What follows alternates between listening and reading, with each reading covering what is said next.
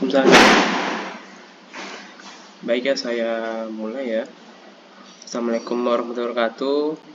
Baik ya, di pertemuan hari ini mata kuliah genetika kita akan belajar mengenai struktur dan fungsi kromosom. Saya buka dulu PPT-nya.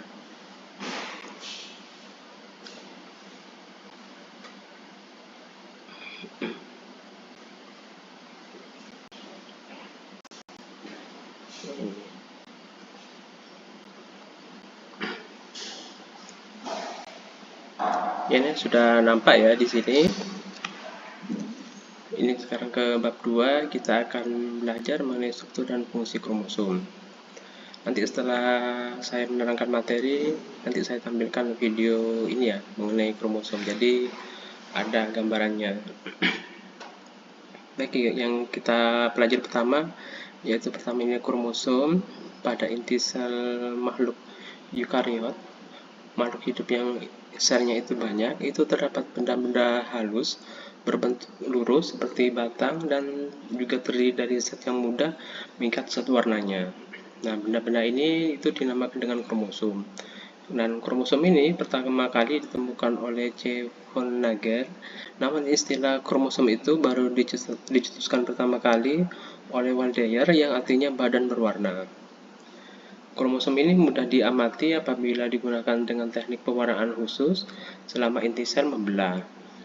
Tiap kromosom itu memiliki pasangan dan pasangan kromosom ini disebut dengan kromosom homolog. Artinya dia itu sama bentuknya.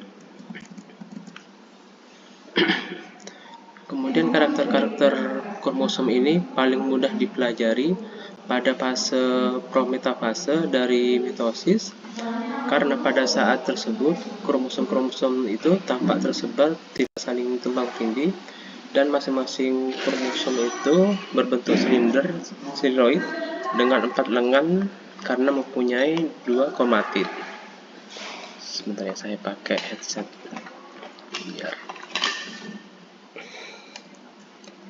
biar suaranya ini tuh.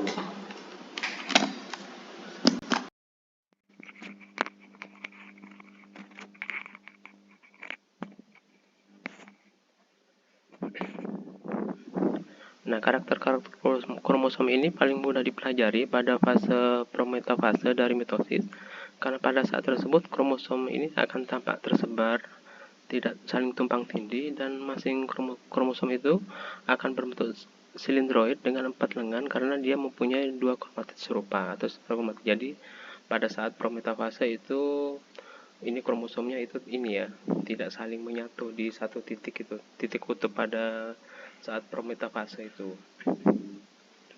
Kemudian setiap kromatid pada kromosom itu tersusun atas molekul-molekul DNA, dan molekul DNA ini bersatu dengan protein histon membentuk nukleosum.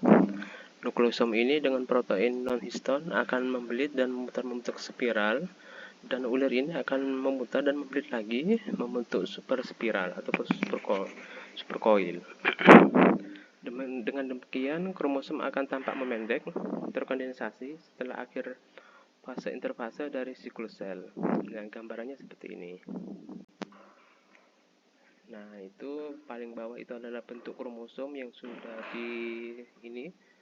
dikemas dengan baik itu dengan protein non-histonnya sehingga bentuknya seperti egg. Tapi kalau masih belum bentuk seperti ini egg itu, dia itu masih terurai itu. Jadi pada saat interfase itu kromosom itu masih terurai itu seperti benang yang terbelit-belit gitu. Nah, tapi pada saat sudah memasuki fase mitosis atau fase pembelahan sel, dia itu akan lebih terkondensasi, diikat oleh protein non-histon sehingga bentuknya seperti ini. Nah, di dalam kromosom itu biasanya itu ada seuntaian ini, rantaian polinukleotida atau rantaian DNA, dan di dalam rantaian polinukleotida ini biasanya itu terdapat pasangan basa nitrogen DNA itu. Nah, ini bisa dilihat itu. Ini adalah diameter DNA duplex, jadi bentuknya spiral seperti ini. Itu sudah ada pasangannya itu misalnya AT dengan GC.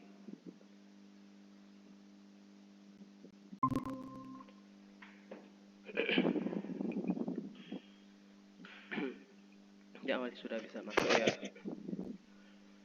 Oke, saya lanjut lagi. Jadi ini saya jelaskan lagi ya. Di dalam kromosom ini, kalau dia itu pada saat proses pembelahan sel atau mitosis, dia itu bentuknya ini sudah bentuknya X seperti ini, terkondensasi ataupun dikemas dengan protein non histon, tapi saat dia itu fase interfase ataupun fase yang disebut dengan fase istirahat itu ya, dari pembelahan sel itu interfase, dia itu masih bentuknya terurai seperti ini, tidak ada protein non histon. Dan di dalam rangkaian ini, rangkaian kromosom ataupun yang disebut dengan kromatin ini, nah dia itu di dalam kromatin itu terdapat untayan ini, pasangan basa nitrogen atau pasangan dari pasangan nukleotida.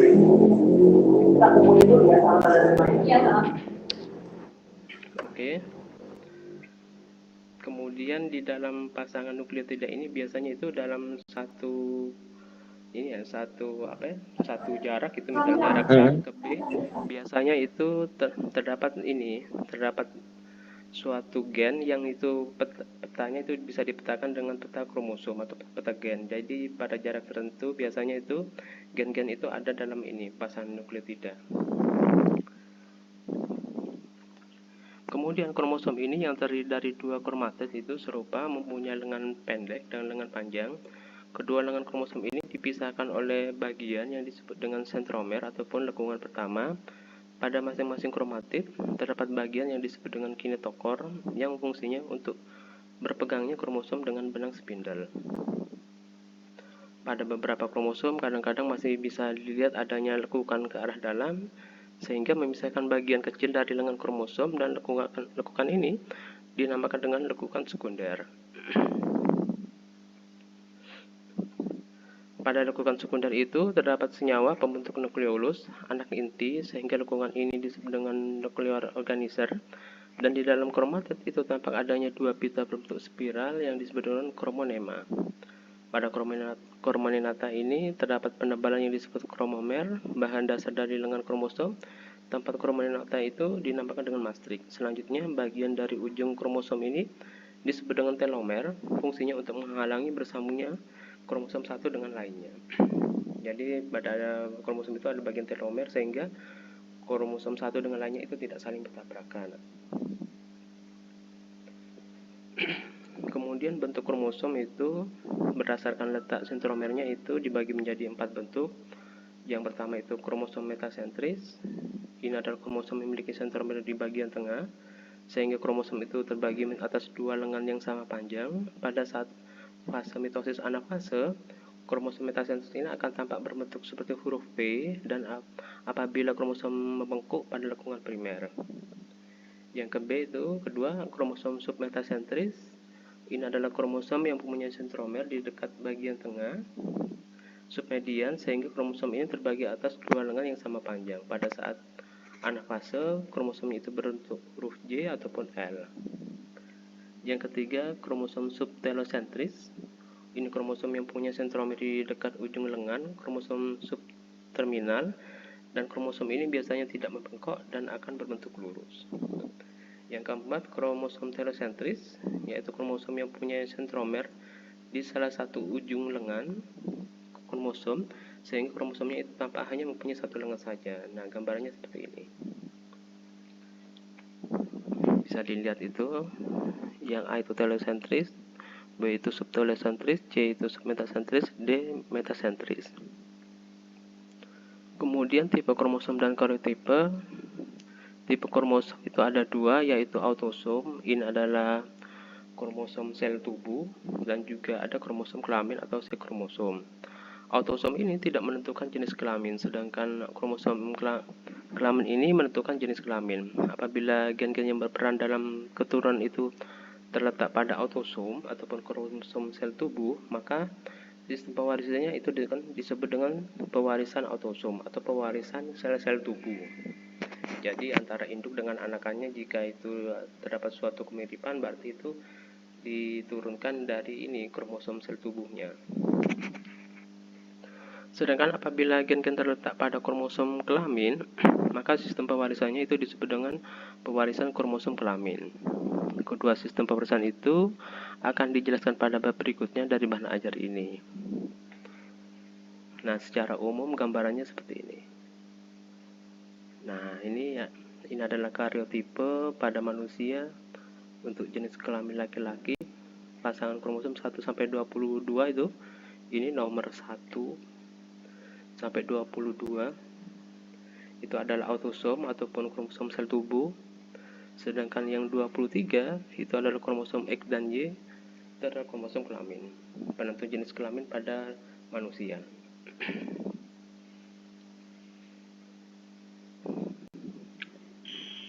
Kemudian kromosom-kromosom yang disusun dan diurutkan berdasarkan ukuran dan bentuknya, ini akan diperoleh gambaran yang disebut dengan karyotipe. Karyotipe ini berasal dari kata karyon yang berarti inti dan tipos yang berarti bentuk, berarti bentuk intinya. Karyotipe ini bisa menggambarkan karakter kromosom yang dipelajari, baik itu meliputi jumlah kromosomnya, panjang lengan pendek kromosom, kemudian bawahnya itu panjang lengan panjang kromosom, panjang absolut kromosom, nilai indeks sentromer, kemudian rasio pasangan kromosom absolut terpanjang dan terpendek, ukuran dan letak satelit, dan formula karyotipe. Nah, analisis karyotipe ini perannya itu untuk menetapkan keaslian suatu populasi, menerangkan sejarah evolusi, diagnosis kelainan genetik dan lainnya. Jadi dari karyotipe ini nanti itu bisa dilihat gambarannya itu antara indukan dengan anakan ataupun silsilah keturunannya itu satu garis keluarga apa tidak. Itu bisa dilihat juga, melihat dari prediksi evolusinya melalui karyotipe kromosom itu bisa diketahui itu silsilahnya. Juga terhadap kelainan genetik juga bisa, misalnya pada individu A hanya itu pada letak kromosom keberapa, ini misalnya nomor 3, bentuknya itu mungkin agak bengkok, kemudian nanti bisa dilihat itu dari indukannya itu juga sama.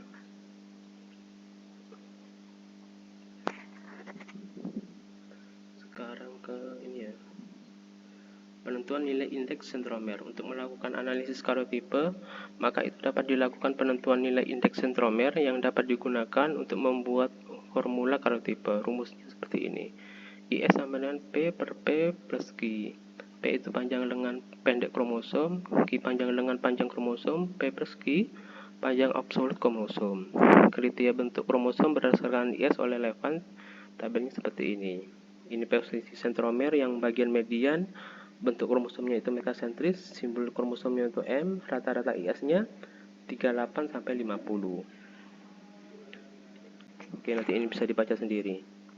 Kemudian secara garis besar, contoh karyotipe itu dilihat pada gambar ini. Jadi pada karyotipe manusia itu tidak seindah ini ya bentuk kromosomnya itu. Nah, aslinya seperti ini bentuk kromosom itu. Nah, itu bisa dilihat. Ini karyotipe pada sapi. Jadi pada setiap makhluk hidup itu jumlah kromosomnya berbeda. Pada manusia itu ada 23, itu sudah 44. Kalau dijumlahkan itu pada manusia ini, nah ini 22 kali 2 itu artinya 22 pasangan autosom. Kemudian yang 23 ini adalah kromosom X dan Y. Nah, ini pada sapi itu jumlahnya ada 30.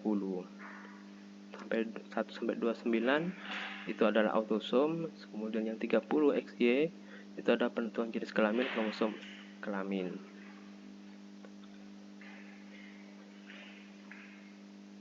Nah, ini bisa dilihat ini untaiannya. Jadi di dalam satu kromosom ini terdiri dari untaian ini polinukleotida.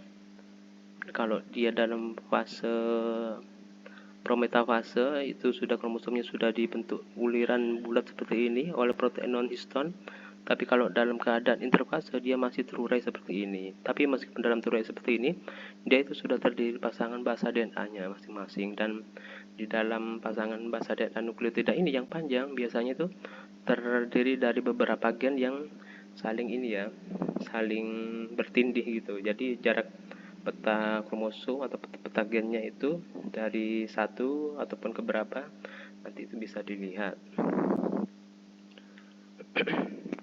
Saya putar dulu ya videonya itu.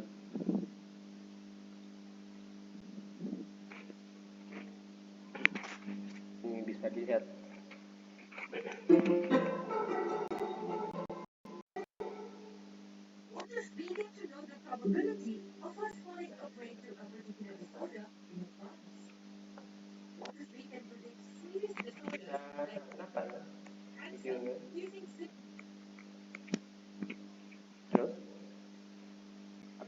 bisa nampak ini videonya? Apa bisa nampak videonya?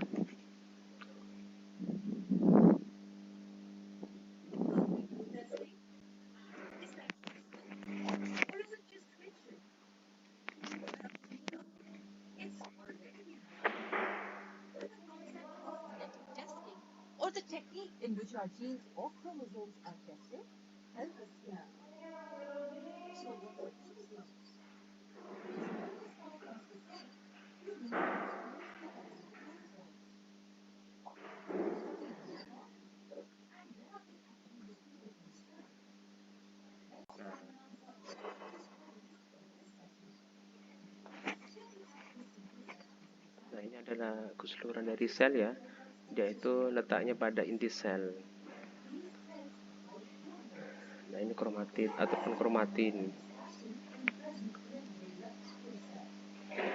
What is the cell diagram individually? One cell divides a single cell into two equal parts with such a tangled bundle of threads. We call them. Imagine you have these different colored threads coupled together. Nah, ini adalah bentukan kromatin pada saat dia interfase. We will first separate each thread and then mix with the cultures. Similarly, we will separate these connected threads. This process is aided by condensation step. Ya, ini akan mengalami kondensasi atau pelekukan ya ke arah dalamnya itu seperti ini, seperti uliran dari telepon itu, dan akhirnya bentuknya seperti ini, bentuk egg. Ini yang disebut dengan kromosom.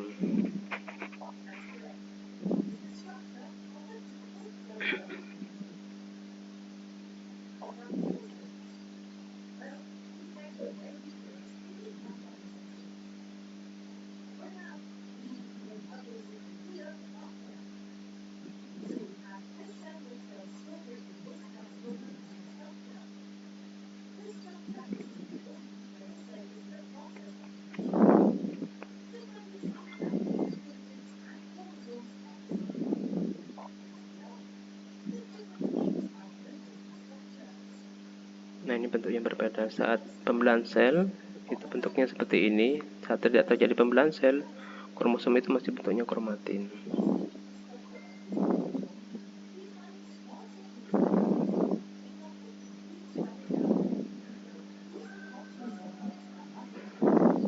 Nah, ini pada kromosom itu, pada lokusnya itu, letak petagennya itu bisa diketahui nih. Dari A ke B itu adalah suatu gen pada makhluk hidup.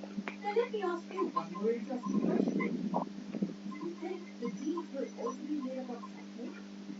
Will there be units that make up these segments? If your answer is yes, you're absolutely right. Genes are also made up of some units.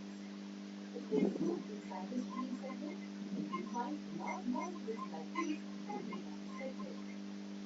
These large molecules, or macromolecules to be precise, are DNA molecules. Nah, ini dalam suatu gen itu terdapat molekul DNA. Dan molekul DNA ini biasanya sudah berpasangan dengan DNA lainnya. But what exactly are these DNA molecules? Well, this single large molecule is composed of 3 units. And what units are these? Ini adalah 3 unit penyusun dari DNA. Biasanya itu ada basa nitrogen, ikatan fosfornya, kemudian ikatan nitrogennya. These 3 combine to make a DNA molecule. And many such DNA molecules form long units. What is the sequence of DNA molecules called? That's right, it's called a gene. So technically, sequence of DNA molecules is called as units of a gene. Nah, ini mungkin adalah segmen yang sudah fungsional bagian dari DNA. Or chromosome.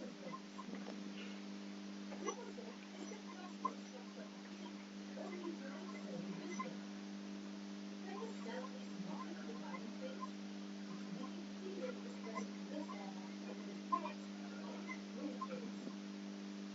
So this is the basic idea Jadi The itu genetic kromatid materials in ataupun our cells, kromosom which we itu believe akan lies menyusun trapped dari in gen, bonds and dan gen proteins itu in akan the menyusun cell. dari DNA. Let's get introduced to this together. What's called 5-member and then this part. Nah, untuk Gregor Mendel ini dia itu adalah bapak genetika untuk ini ya, materi persilangan. Oke, untuk video lainnya ini saya bukakan.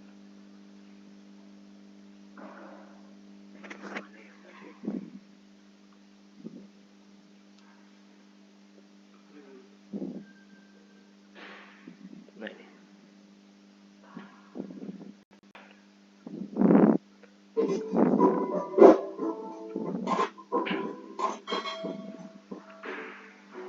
Assalamualaikum warahmatullahi wabarakatuh. Saya Dani dan ini adalah bahasan sensasi dunia hidup. Gimana pada dasarnya hidup adalah berbagai hal yang berkaitan dengan energi yang dimiliki oleh makhluk hidup. Sebelum kita lebih jauh tentang bicara genetik, ada beberapa pertanyaan yang harus kita penuhi. Coba Anda perhatikan, ini adalah cerita sapinya, kemudian ini adalah Brahma. Mereka menikah, kemudian menjadi seorang anak yang pertama. Anda Hmm. perhatikan, raksasa ini memiliki ekor yang mirip dengan ayahnya juga mirip dengan ibunya. Pertanyaannya, apakah penyebab pernikahan ini dalam raksasa dengan kedua rekan-rekan ini? Jadi itu tadi sudah menjelaskan. Kemudian mereka Jadi ini ya, kalau misalnya tadi itu adalah Nagita dengan Raffi, terus punya anak, terus itu ada kemiripan atau anak dengan orang tuanya, itu bisa diwariskan dari autosom ataupun ini ya, dari kromosom dari sel tubuhnya gitu. melakukan kejuaraan reproduksi sehingga berkembanglah sperma dan juga ovum. Sperma dan ovum itu bertemu kemudian membentukkan zigot yang kemudian akan berkembang melalui proses Itu adalah bentukan kromosom. mitosis, kemudian keluar dari zigot selama 9 bulan dikandung, kemudian lahirlah sperma, muncullah karakter-karakter yang menjadi pembentukan dengan pelajaran memori juga dengan bahasa Inggris. Lalu, apakah yang membuat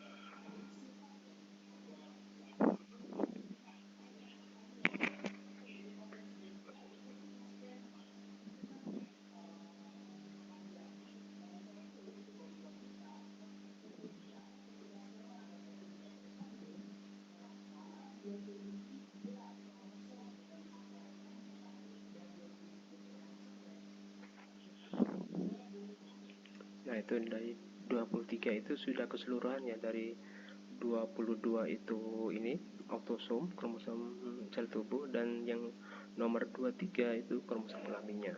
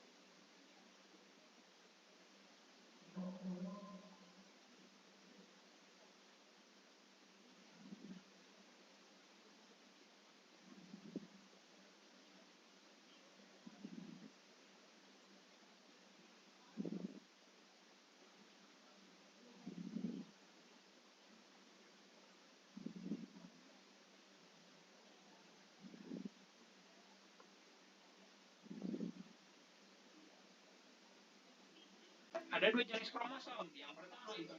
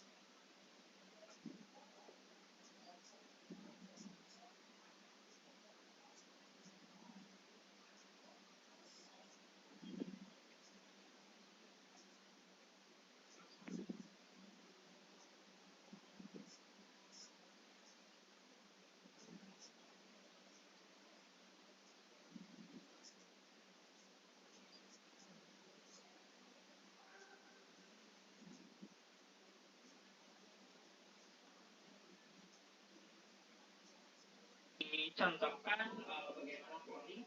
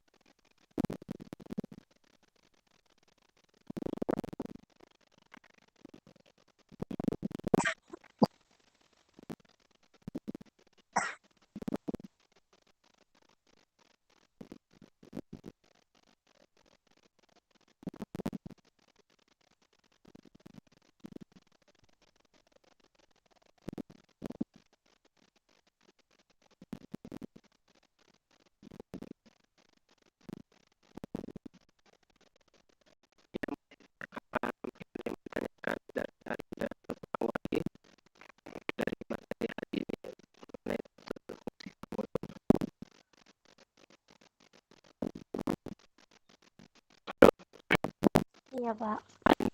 Iya.